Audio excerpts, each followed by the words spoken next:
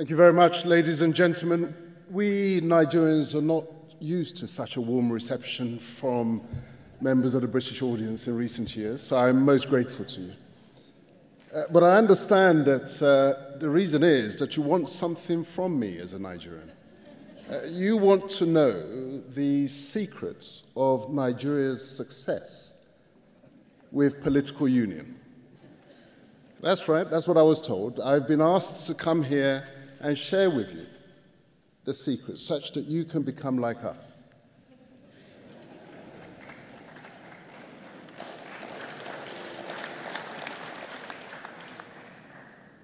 Now, I was most grateful to Tim, the introducer, because there was one aspect of my biography that he missed out, which is that I'm a schizo.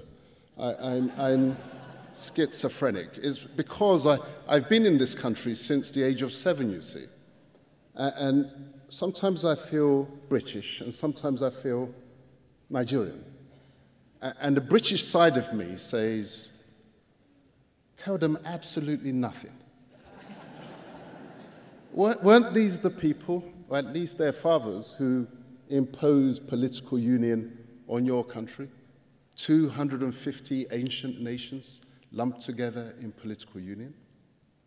Tell them nothing. Let them have a taste of their own medicine.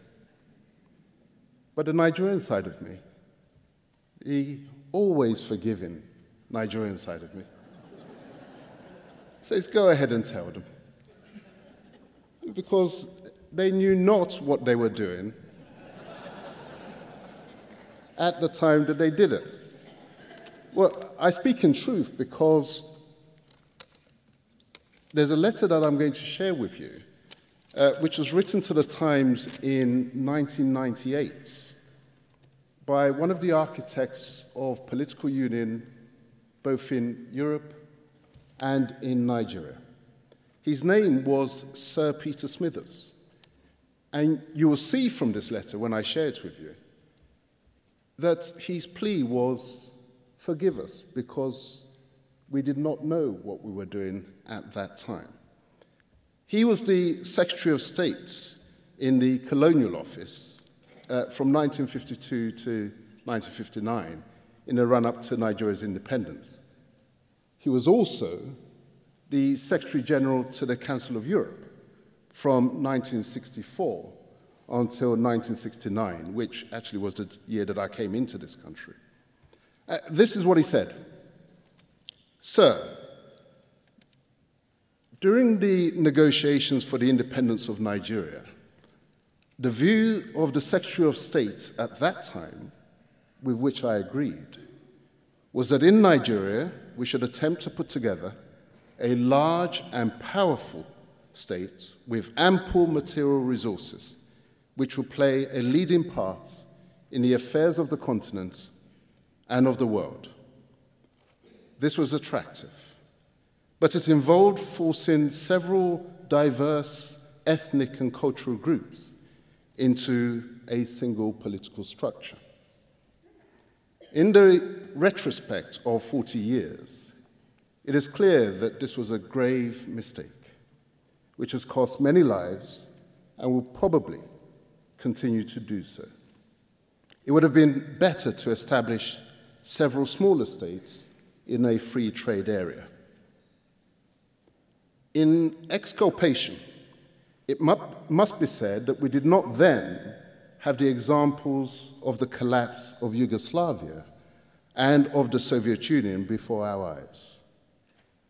But it should now be clear to all but the willfully blind to see that it is extremely dangerous to force diverse racial and social entities into a single rigid structure such as that which has been built upon the foundation of the Maastricht Treaty.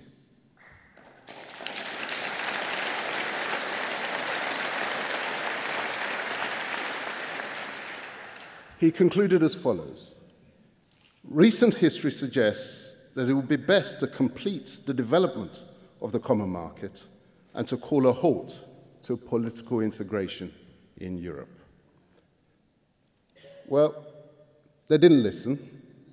certainly didn't listen in Nigeria, but I understand that's where you want to go.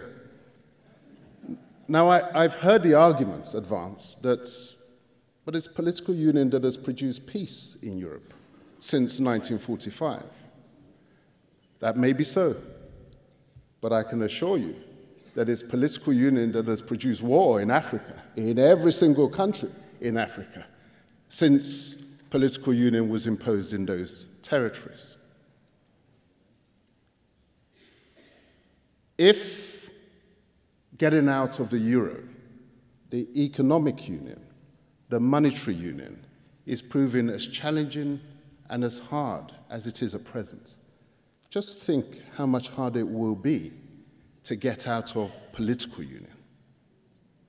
Think of those images from Greece the other day of Greek and Greek exchanging blows over membership of the European single currency.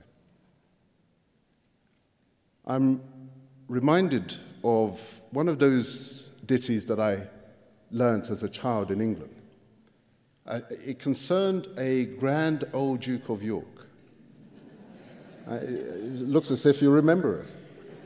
And I think he had something like 3,000 men. How many? 10,000? But I know that what he did, he marched them up to the top of the hill, and then he marched them down again. I assure you that if your leaders, as they are, bent on marching you up the hill of political union, by hook or by crook, they will surely have to march you back down again in due course.